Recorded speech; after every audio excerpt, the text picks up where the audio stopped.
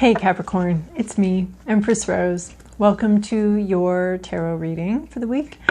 These are general readings, so we take what works and we leave what doesn't, as with everything in life. And if I don't catch your wavelength or storyline on this reading, you can check your other major placements, Sun, Moon, Rising, and Venus. We're going to start off with the Botanical Inspirations deck for an intuitive sort of vibe, and then we'll go to a more traditional tarot spread, and then we'll end it with the Wild Kuanian Oracle deck. I'm still super excited about that I just got. And if you haven't hit that subscribe button, go ahead and do so. It's nice. All right, so these are Victorian, old Victorian illustrations of flowers, and then the meanings that were assigned to them, that they felt that they had back then. All right. Oh my God. Capricorn, did you get this last week? Tuberose. Dangerous pleasure. This is a sex flower. The secret of reaping the greatest fruitfulness and the greatest enjoyment from life is to live dangerously. That's Nietzsche, one of my favorites. So let's just recap a little what we learned last week about this flower. It's in Victorian era, it was a bit of a forbidden flower. It was strongly associated with sexuality. And over the years they've just studying it, they've discovered that the scent it gives off at night is completely different than the scent it gives off during the day, also leading to the charges of sexually explicit flower. I mean, they all are. All flowers are just basically sex organs. The trees' sex organs or the plants' sex organs out there waving around, and we enjoy the smell of them, apparently. But what they found out a couple decades ago, long after the Victorian era, and this whole idea of flowers and their meanings and this whole, forbidden flower, they found out that the chemical that it produces at night as part of its night scent is the same one we produce from our skin when we orgasm. So that's fascinating. So those Victorians were really onto something with that one, especially. So this is living dangerously, getting enjoyment from life, great fruitfulness. I'm going to start blushing here. Let's move on to something else really quick. All right, Capricorn. This is your past, your present, your inner landscape. What's at issue? Your environment, your to-do list, and your possible outcome. Oh, yeah. All right. It's interesting how these cards pop up again and again, reading after reading. So just about all of these cards have come up in somebody else's reading at some point this week. Here you have the Three of Wands in your recent past. This is really seeing your ship come in, having so much faith, having a lot of faith in that ship coming in. It's not in yet, but you have so much faith. You believe in it, you see it, you smell it, you manifested it, it's coming in. Very exciting. This is a card of a deep faith here in what's coming for you, what's coming to you, what's yours. I'm getting this tuberose and this orange. I'm getting sort of a base chakra, not a root chakra, the one right above it, the orange chakra. And that has a lot to do with sexuality as well. So there's something about this, and wands can also be very sexual. You have a couple wands here. So this is, you're looking for something to come in. You've manifested it. You've brought it in. You have a lot of faith and a lot of belief in your recent past that this is definitely meant for you, and it's definitely coming in. This boat is coming into your harbor, and yep, it's yours, and you know it, and you wanted it, and it was a great idea that you had, and you're very excited about it, and you have mad amounts of faith in it. So, but in your current situation, so maybe, see, Sagittarius just got this. As far as like, they forgot to build a dock is what we ended up going there. They forgot to build the dock, so everything got a little pause. Well, they had to go pause and go build the dock so that their ship could come in. They just got a little overexcited. So it kind of looks like actually a similar vibe here. This Four of Coins. There's something you've got to learn now real quick. get up to speed on something, learning. You might be blowing off other obligations, other people in your life, just really studying, really focusing. You're off here. I mean, you're literally just doing your homework in this. It's time for you to do your homework. Like, you had a lot of faith. You see this thing coming in, and now it's a little bit, I'm getting an oh shit moment vibe of like, oh my God, I have to build the dock for this ship to come in. I have to figure out what I'm doing here. I have to figure out a bunch of logistics. I have to figure out how to I have to read a parenting book. I have to, this is, you know, I thought this was coming towards me. And now that it's almost here, crap, this was so exciting and so fascinating. And now it's like, I almost get the sense of a nightmare, of one of those school nightmares when you've been out of school for a while and like somehow you're still like, oh my God. And then I arrived at school and there was a test and I'd forgotten to study for it. And like, why is this still showing up in my dreams? I hate this. And this was a horrible feeling. And school was so full of anxieties like that. So there might be like a little bit of an oh shit moment. I really got to read up on something. Wait a minute. I wanted this relationship and now I don't know. And now I just realized like I suck at relationships and I need to read up on what does a healthy relationship even look like? What's the research currently saying about like how we do this? And so you might be sort of really absorbed in something and just kind of ignoring a lot of other things while you figure out real quick how you're actually going to deal with this dream coming in and this dream coming true. What do you have to do here? And so there's something that's pulling your focus here, and you're ignoring other things. And it looks like you need to. It looks like it is time to drop everything else and figure out what's going on here, figure out how to approach this, figure out how to make sure you build a good dock. Man, I've been reading about Catrin the Great, and it's amazing how many architectural issues just in her youth, in her 20s, like castles that suddenly sunk in the middle of the night or burnt down, and all sorts of like, the castle that sunk was because it had been shoddily built, like just on, you know, in the thaw, they hadn't waited for things to thaw. They just wanted to slap it up real quick. And it's just really a theme so far in the book that keeps showing up in her life that I find just fascinating, of just like, how are these people so shit at this? And it's just like, they just want to build something really quick.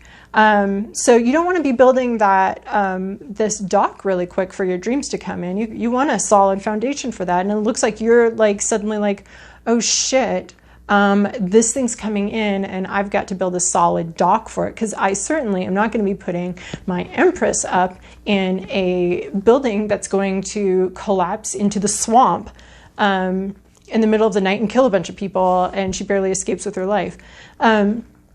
That's not what you want. So you're trying to figure out real quick how to build a strong foundation for whatever this is that's coming in for you.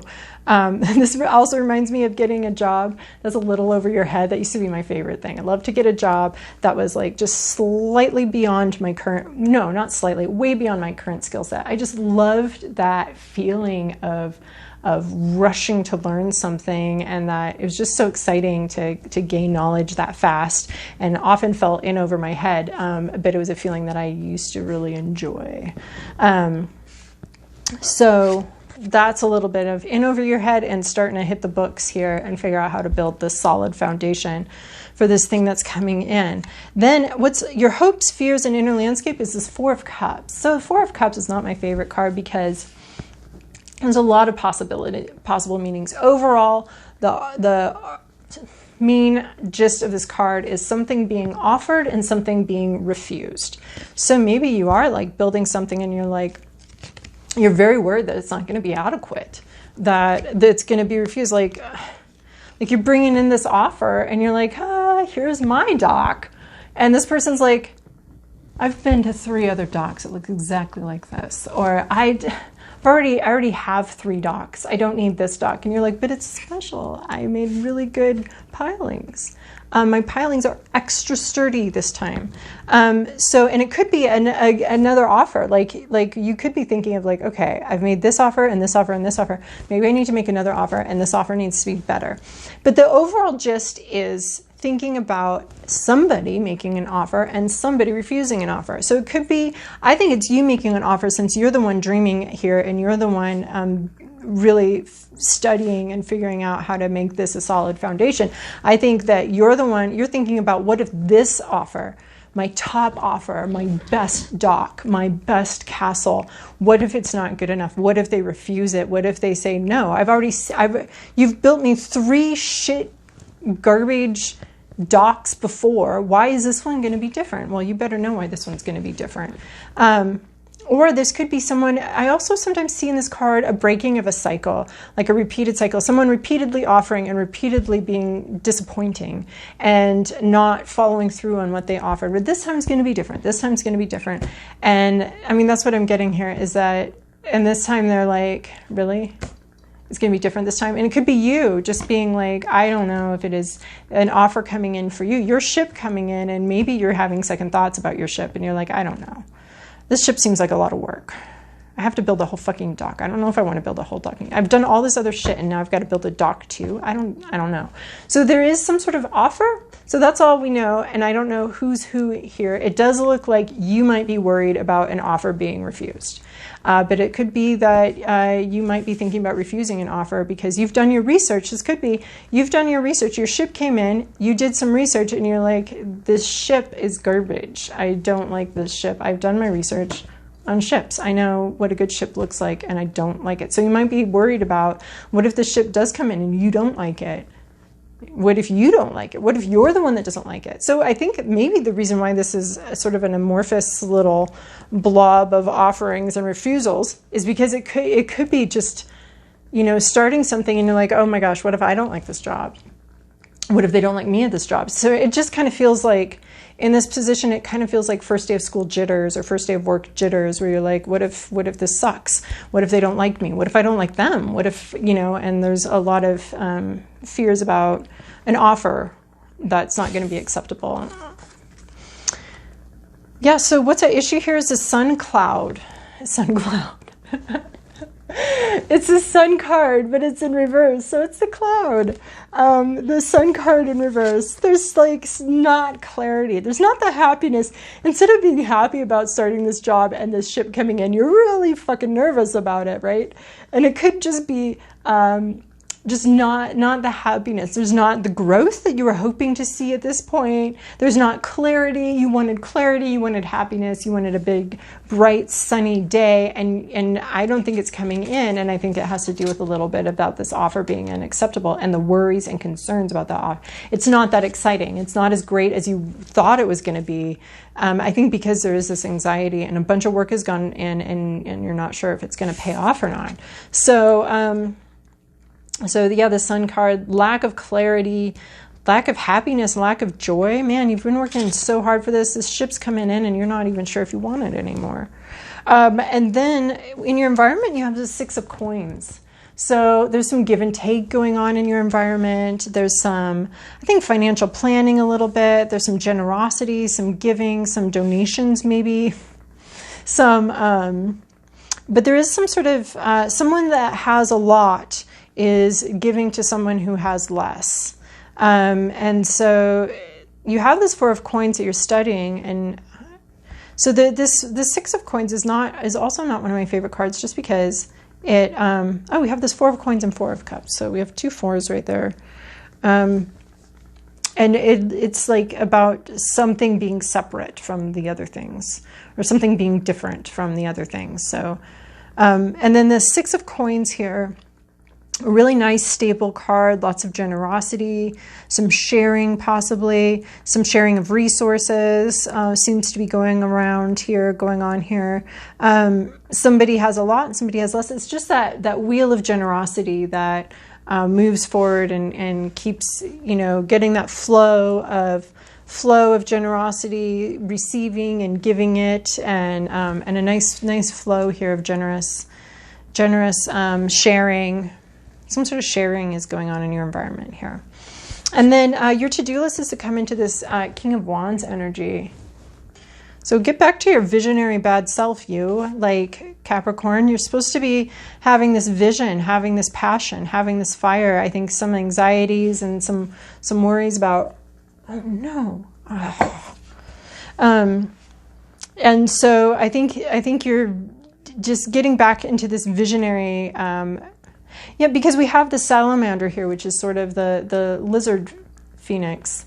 And so coming back to life here. All right, back on focus. And the King of Wands, honestly, he's got his wand in his hand. We're already talking tuberose. I'm going to try not to blush too hard here talking about that, but sort of might be getting some sexual mojo back. But this is so cool. Here's what the way this spread is laid out, and you'll see it in the picture at the end.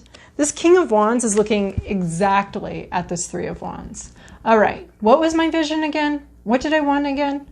All right, what was exciting again? Okay, this ship. And now he's a master. I mean, look, though, this was you studying to become, this was you having faith in a vision.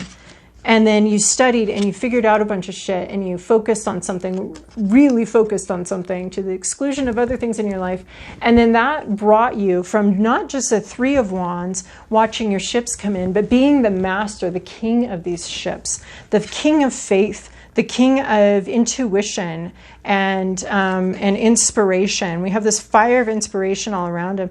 And there's a sort of resurrection here. And he's remembering his vision, his original plan here. And what he wanted before all this anxiety and confusion kind of came in. He's remembering that, and he's going back to that. He's gonna return. That's your energy, is returning to this place of faith, this place of vision, this place of excitement about your future, this place of being. And he's a king now, right? You've learned a lot. You've learned a lot, almost similar to Scorpio's reading, honestly, as far as like there being a ship coming in and this big stall here, something happening or something coming in that stalls this ship coming in for a while. But here you are looking at it and regaining your faith and regaining your vision and regaining your excitement about what's coming for you, what you've been able to manifest. You did a lot of work, and maybe this work that you did like kind of got you up in your head and got you worried about not being good enough or not being good enough. And then this cloud came over and was kind of depressing you. But now you've got this King of Wands. You've got this vision now, and you're returning to your original vision, and you're very excited about it, and you need to take leadership for it. With it, you need to take control of the situation. Not control, but you need to take some leadership, some steps to getting there, and you're thinking about everybody involved, not just yourself, but what other people want, what other people need, not just your vision, but how this vision affects other people. And that's where I think we're really thinking about other people here, right? So we're starting to think about how, okay, our ship's coming in. How is this going to affect everybody else? How does this affect other people? Because the king is looking at the good of the whole kingdom, right? Not just his own self and not just what he wants. So this is your vision coming in.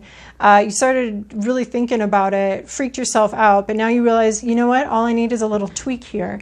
Get back to getting excited about this, really thinking about how my ship coming for me is going to affect other people in my life, how they might like that or might not like that, and really getting re-excited about this vision, except for you're thinking about other people as well right now and what they need. So in possible outcome here is this Ten of Swords. This looks like shit, but it's actually a really great card. This Ten of Swords, they all ran out of swords and they ran off. So at the end of a painful situation. But I think you need to reconnect with your vision. I think this painful situation might have been mostly in your head, thoughts and ideas that hurt you, that were harming you, maybe even some thought patterns that were harmful for you, that were preventing you from moving forward with this idea or this vision, preventing you from being excited about it. All that needs to come to an end. Because it's sitting right underneath this Four of Cups, this offer that's not good enough, that's a refused offer. I think this has been very painful for you and very difficult for you, and that's going to come to an end here. There's the dawn coming right here. And our swords can be communications, can be thoughts, ideas, concepts. And so these all have been very painful. These thoughts and ideas that you had, these fears have been very painful for you, but I see that coming to an end as you step into your King of Wands energy and really start to reconnect with your original vision, with your ships coming in, and bringing in compassion for other people within that, understanding how it's going to affect others. The Six of Coins really is about how we can affect others, how we can be beneficial to other people, how we can help others in our lives, especially people that are dependent upon us or needing us.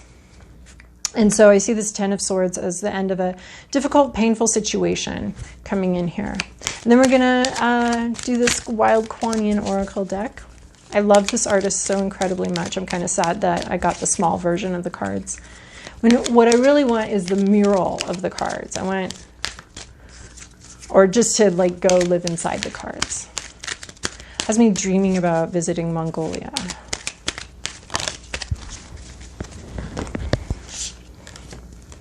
Okay, love your body and live your dreams. So we're definitely talking about living your dreams, and we might be talking about loving your body here, right? I want you to experience all that life has to offer. The greatest enjoyment from life is to live dangerously. So that was our tuberose. I want you to see your dreams come alive in the world. When you love the sacred soul animal of your body as I love you, then you will manifest all that is divinely meant for you and thrive. Okay, so take care of your body right now, but definitely about wanting to see this dream come alive and come true, right? And then, oh, this one's good. Going with the flow. We're just flying over this dam here. Becoming friends with yourself. Why not give up trying to punish, push, or force your body? When you push, resistance is created. It is not defiance, it is natural law. This can make life harder than it needs to be. I am getting this overthinking vibe right here. Instead, why not explore and find a way to relate to your body as a friend? Friendship is one of life's pleasures.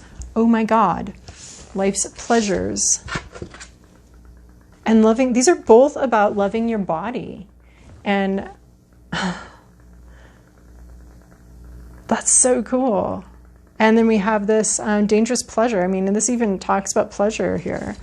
So maybe it's not just sexual. Let's like move it a little bit broader than that. But let's just say taking care of your body, enjoying your body, and making sure that you're